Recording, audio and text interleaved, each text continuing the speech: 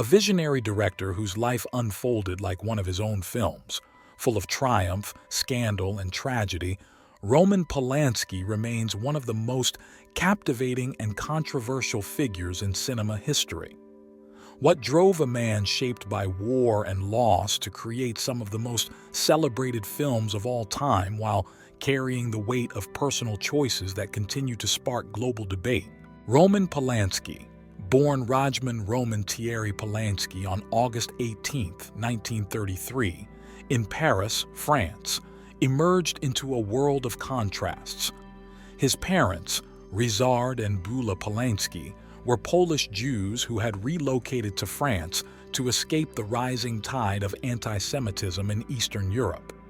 Despite the challenges of assimilation in a foreign land, the Polanski household fostered an environment brimming with cultural appreciation and intellectual pursuits. Roman's early years were marked by a sense of duality, French sophistication mingled with the deep-rooted traditions of his Polish heritage.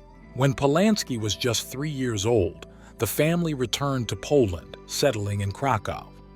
This idyllic city, with its medieval charm and vibrant Jewish community, became the backdrop of his formative years. However, the peace of Krakow was shattered in 1939 with the Nazi invasion of Poland, an event that would irreversibly shape Roman's life. The Polanski family was forcibly relocated to the Krakow ghetto, where young Roman witnessed unimaginable horrors. These early experiences of displacement, fear, and survival etched a profound sense of resilience and resourcefulness into his character. Even amid the chaos of war, Roman's innate curiosity and creativity could not be stifled.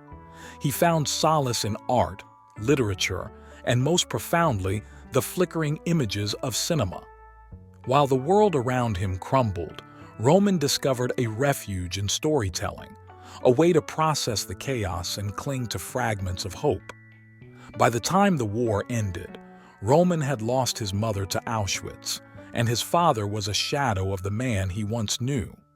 Yet, the boy who had faced death countless times emerged with a fierce determination to create and inspire. In the aftermath of the war, Polanski's passion for storytelling began to take form.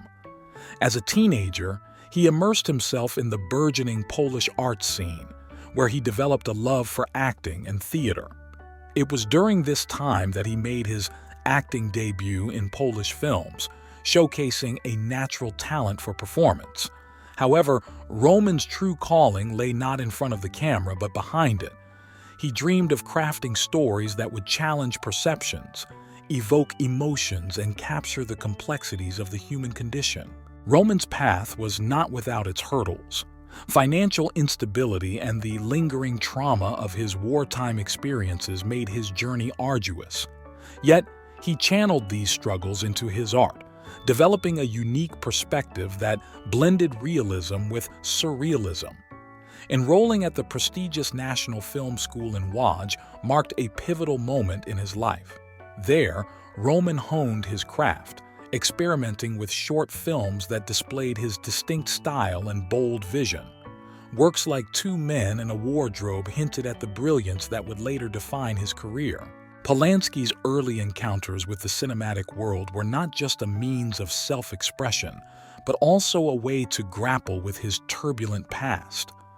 Each frame he directed bore the weight of his history, a testimony to his resilience and a tribute to his enduring belief in the transformative power of storytelling. By the time Roman graduated, he was no longer just a survivor of history. He was a creator, ready to redefine it. In the years to come, Polanski would carry the lessons of his youth, the pain, the hope, and the unyielding spirit, into a career that would captivate and challenge audiences worldwide. This was just the beginning of a journey that would see him rise to prominence, stumble into controversy, and leave an indelible mark on the world of cinema. Polanski's journey from an ambitious film student to a rising star in the cinematic world was anything but linear. Emerging from the shadows of war-torn Poland, Roman carried with him a relentless drive and a vision that defied conventions. The years following his graduation from the National Film School in Łódź were marked by a series of groundbreaking short films that immediately caught the attention of critics and fellow filmmakers. These works, though modest in scale, showcased Polanski's signature blend of dark humor, psychological tension, and surreal visuals. Among them, Two Men and a Wardrobe became a sensation, earning accolades at international film festivals and setting the stage for what was to come. Roman's talent soon outgrew the confines of Poland. The early 1960s marked a period of transition as he sought opportunities abroad, believing that the global stage would provide the canvas he needed to bring his visions to life.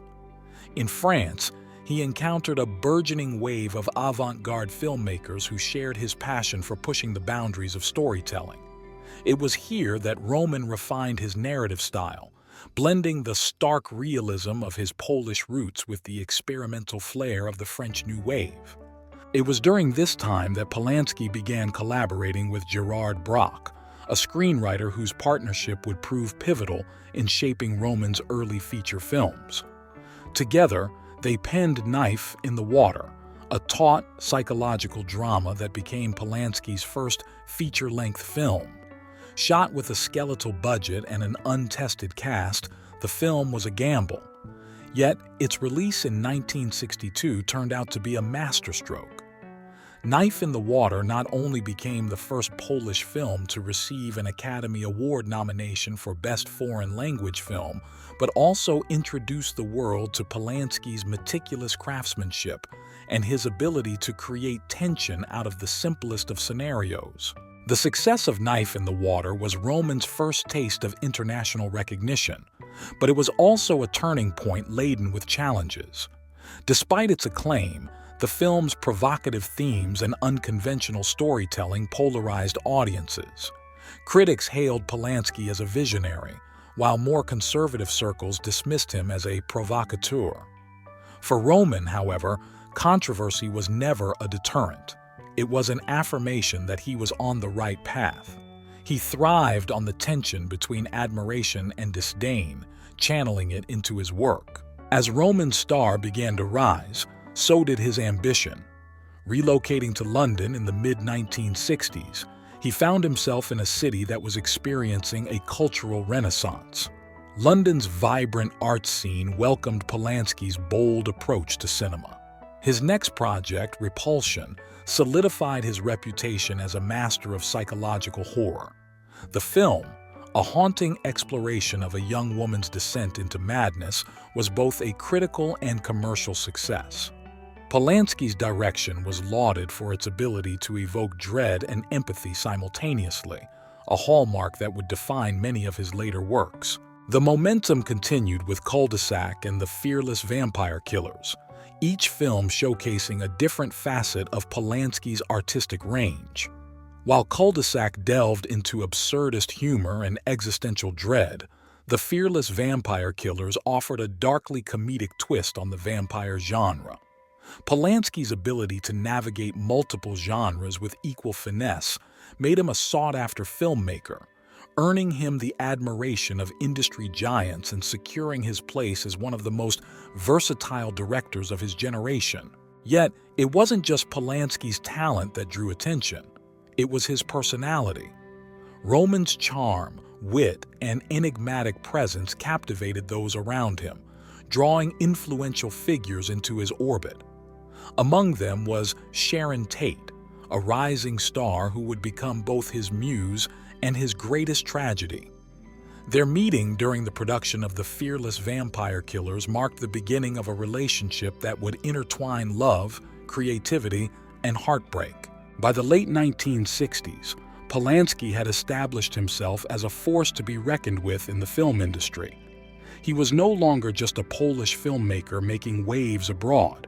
He was a global phenomenon, poised to redefine the art of storytelling. Little did he know that his next project would catapult him into the realm of legends and lead him down a path fraught with triumph and tragedy. The late 1960s marked the zenith of Roman Polanski's creative ascent, a time when his name became synonymous with daring storytelling and unparalleled cinematic vision. In 1968, Polanski released Rosemary's Baby, a psychological horror masterpiece that would forever cement his legacy. The film, an unsettling tale of manipulation and paranoia, captivated audiences and critics alike. Mia Farrow's haunting performance and Polanski's meticulous direction combined to create a work that was both a critical triumph and a box office sensation. For Roman, it was the ultimate validation of his belief that cinema could be both art and entertainment. The success of Rosemary's Baby propelled Polanski to the apex of Hollywood's elite. He was celebrated as a genius, his creative instincts seemingly untouchable. Behind the accolades, however, Roman remained acutely aware of the pressures that accompanied such fame. Every new project was expected to surpass the last, every story to push boundaries further. It was a challenge he embraced with characteristic resolve, but it was not without its toll. As his career soared, Roman's personal life grew increasingly entwined with the glitz and drama of Hollywood. His marriage to Sharon Tate became the stuff of tabloids, their union a blend of romance and shared artistic ambition. Sharon, with her luminous beauty and burgeoning acting career, was both a source of inspiration and a partner who understood the complexities of his world. Together, they represented the pinnacle of the cultural zeitgeist, young, talented, and seemingly invincible. Yet, fate had darker plans. In 1969, tragedy struck in a way that would shatter Polanski's world. While Roman was in Europe working on a film, Sharon Tate, 8 months pregnant, was brutally murdered in her Los Angeles home, alongside 4 others, in an attack orchestrated by the followers of Charles Manson. The news sent shockwaves across the globe, leaving Roman devastated and forever marked by grief.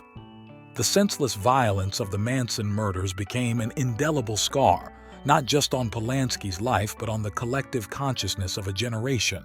For months, Roman grappled with his loss in silence, retreating from public life. When he did emerge, it was clear that the tragedy had left an indelible mark on his work.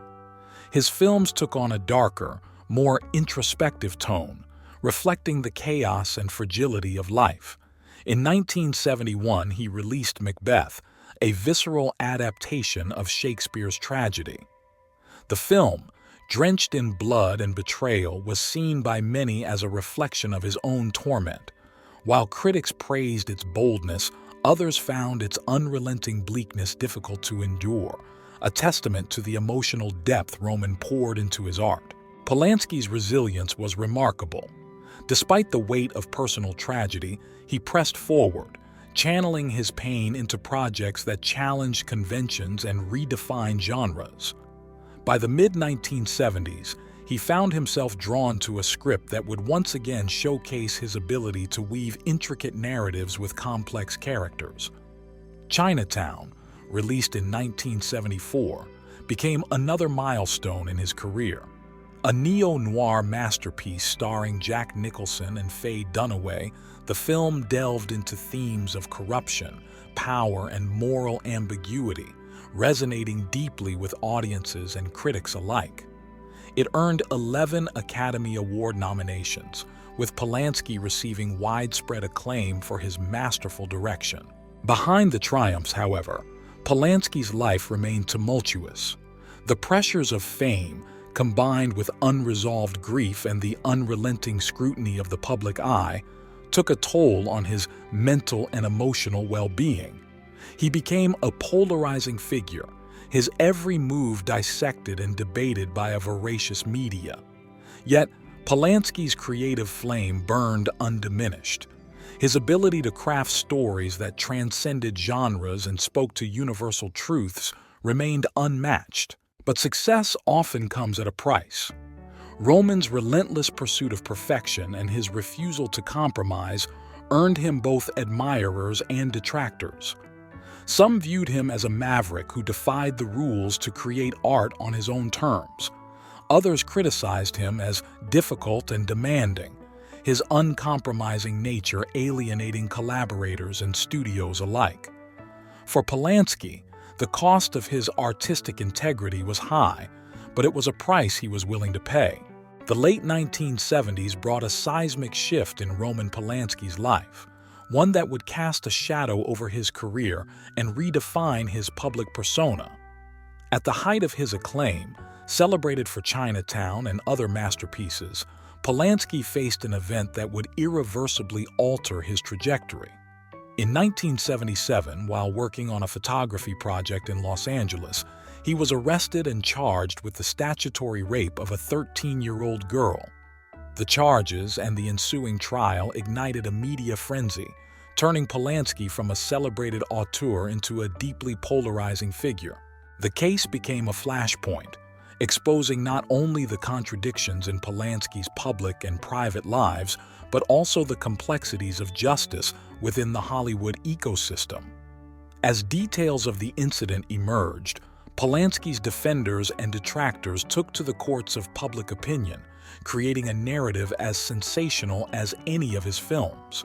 The trial's proceedings were mired in controversy, with allegations of judicial misconduct and sensationalized coverage fueling the chaos.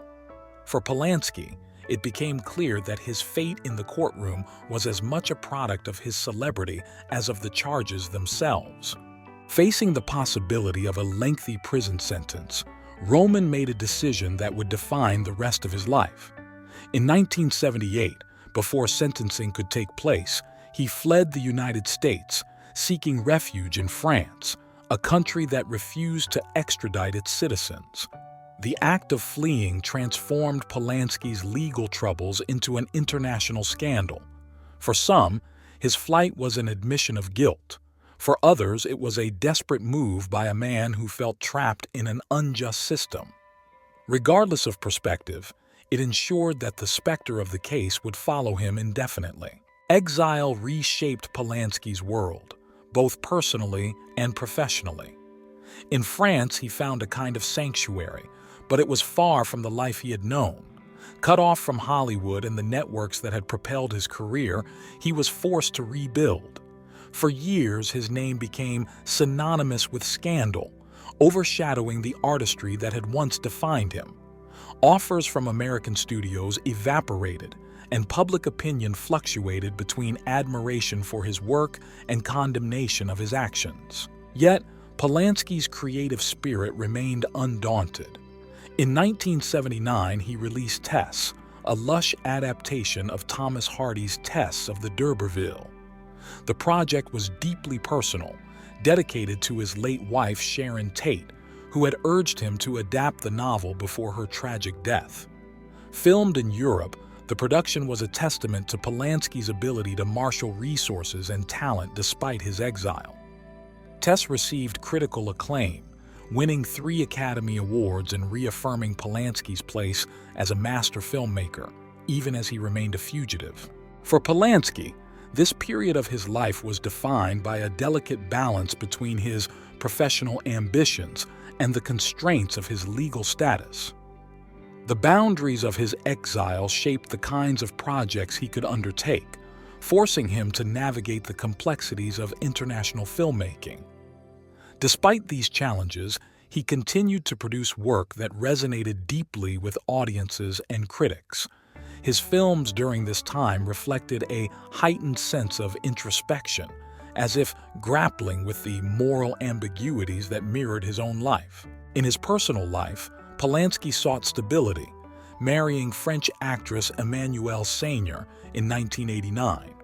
The union brought a semblance of normalcy, and together they had 2 children, Morgane and Elvis. While his family life offered moments of respite, Polanski's past remained an inescapable presence. The legal battle over his 1977 case resurfaced periodically, each time reigniting public discourse and ensuring that his exile was never far from the headlines. As the years turned into decades, Polanski's legacy became a study in contrasts. He remained a celebrated artist, his films lauded for their craftsmanship and depth. Yet, the controversies of his personal life continued to polarize audiences and critics. The dichotomy of Polanski's existence, praised for his genius, condemned for his actions, created a tension that would define his narrative, both in art and in life. By the 1990s, Polanski's reputation had evolved into that of an enigmatic figure, at once revered and reviled.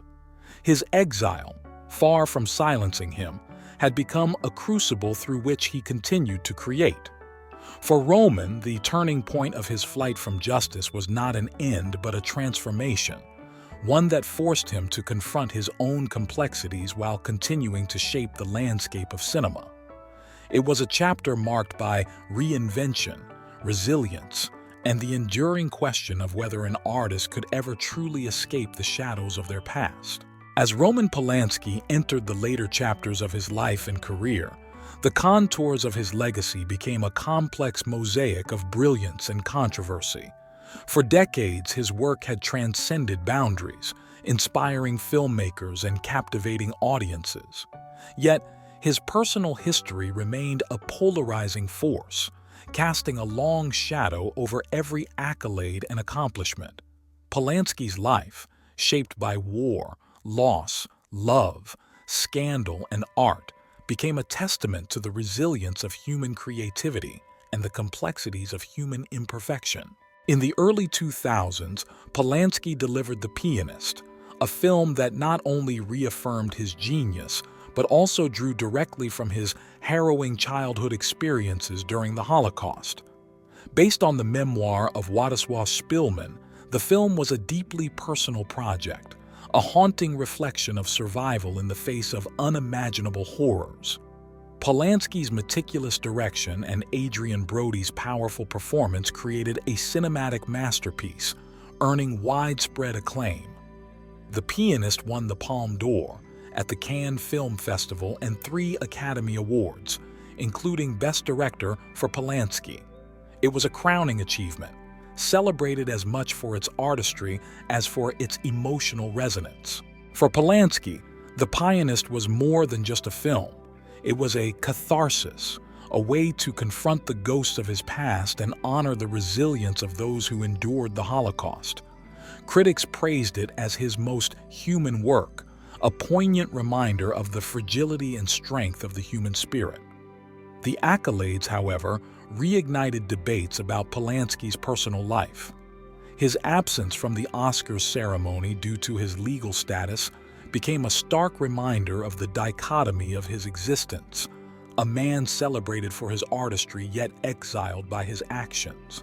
Despite the ongoing controversies, Polanski continued to create films that challenged conventions and explored the depths of human psychology. Works like Oliver Twist and Carnage demonstrated his ability to adapt and evolve, bringing fresh perspectives to classic tales and modern narratives. Each film bore the hallmarks of Polanski's craft: precise direction, layered storytelling, and an unflinching exploration of human flaws. In his personal life, Polanski found solace in his family. His marriage to Emmanuelle Seigner endured, providing a counterbalance to the turbulence of his public persona. As a father, he sought to shield his children from the notoriety that followed him, fostering a private world far removed from the public scrutiny that had defined much of his life. As Polanski aged, his reflections on his career and life grew more contemplative. He published an autobiography, Roman by Polanski, offering an unfiltered glimpse into his journey, a candid account of his triumphs, tragedies, and the moral ambiguities that shaped him. The memoir, like his films, elicited both praise and criticism, further cementing his status as one of the most debated figures in modern culture. The question of Polanski's legacy remains as multifaceted as the man himself. For some, his artistry overshadows his flaws, a body of work that stands among the greatest achievements in cinema.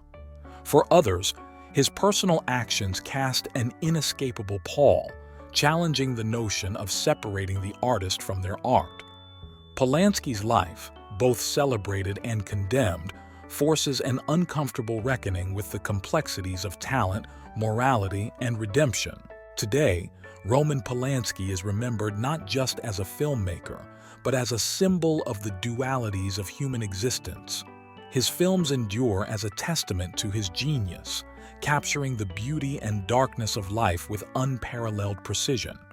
His life story, with all its brilliance and blemishes, serves as a reflection of the intricate and often contradictory nature of humanity. As history continues to grapple with the question of how to remember him, one thing is certain: Roman Polanski's impact on the world of cinema and culture will remain a subject of fascination, debate, and reverence for generations to come.